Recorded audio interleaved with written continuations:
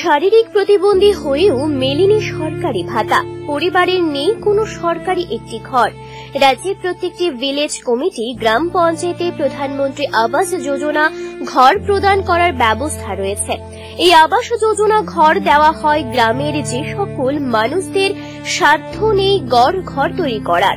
সেই জায়গায় এক অসহায় মায়ের প্রতিবন্ধী কন্যা সন্তান থাকলেও নেই ভাতা, নেই আবাস যোজনার ঘর। এমনই একটি প্রতিবেদন উঠে আসলো 29 কৃষ্ণপুর বিধানসভা কেন্দ্রের অন্তর্গত খাসিয়া মঙ্গল এলাকায়।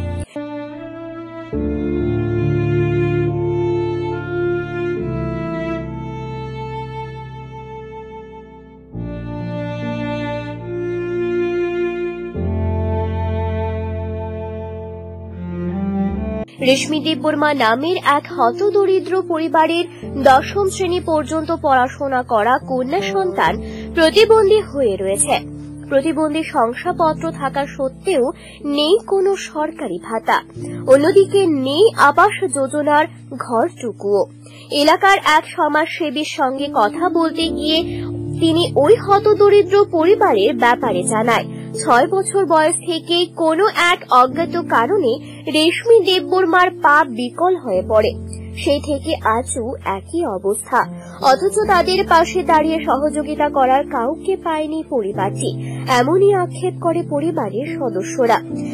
আত্মীয় স্বজন কিছু সাহায্য সহযোগিতা করেন, এই দিয়ে কোনো প্রকার চলছে সংসার। চাইছেন একটি প্রতিবন্ধী ভাতা, একটি সরকারি ঘর, যাতে করে এই হতদরিদ্র পরিবারটি কন্যা সন্তানের চিকিৎসা সহ ভরণ পোষণ করতে পারে।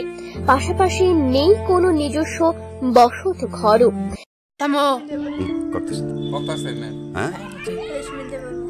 এটা কোন জায়গা?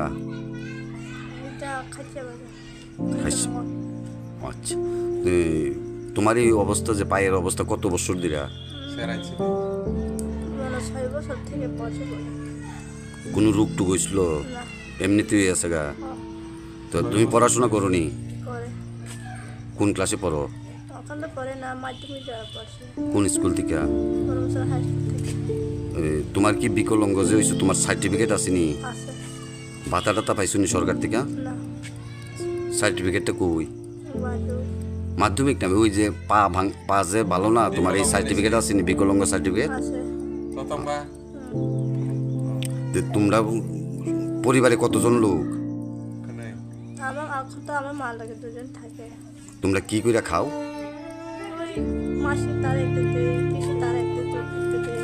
এমনি আর অন্য রুজি রোজগার নাই?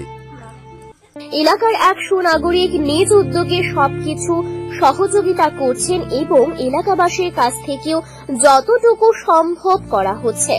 সরকারিভাবে কিছু পাওয়ার জন্য পরিবারের পক্ষ থেকে আবেদন জানান। এমতাবস্থায় সরকারের সহযোগিতায় একমাত্র দাবি পরিবারের।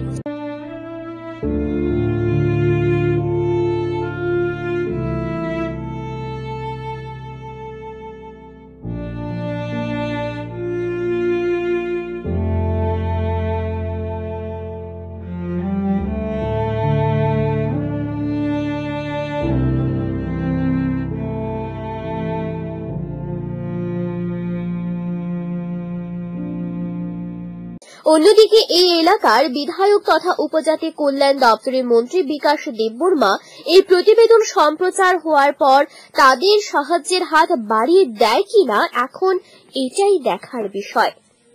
কি সমস্যা তার সমস্যা হয়েছে, অ্যাকচুয়াল আগে তো তার স্বামী আসছিল, এরপরে স্বামী মরণের পরে আবার সে নিজস্ব এই অবস্থা আপনি নিজেই দেখছেন যে এখন বর্তমান সে বিকলাঙ্গতে আসে।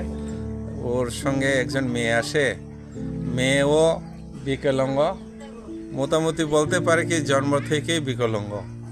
প্রায় 4-5 বছরের থেকে মানে সে একটা অ্যাক্সিডেন্ট, মানে ঘরের মধ্যে অ্যাক্সিডেন্ট হয়ে তার পাওয়াটা একটা বিকলাঙ্গ হয়ে গেছে আর কি।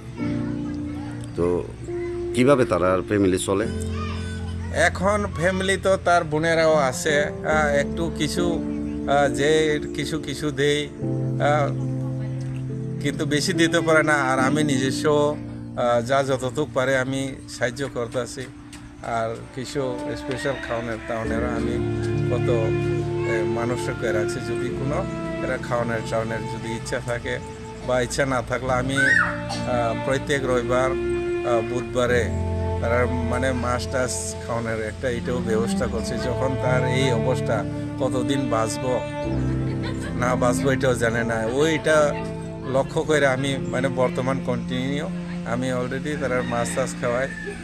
আর এখানে আমি তারার যে অবস্থা বড় নাই, আমি নিজস্ব ফ্যান ট্যানও কিনে দিছে, কম্বল টম্বলও মশারি টশারি দিছি, কারেন্ট বাল্ব টাল্বও আমি আগে থেকে করে দিতেছে। আর এখনো বর্তমান আমি যা পারি আইতে যাইটা আমি তারা দেখশন করি দেখা। Bureau report, Agartala news.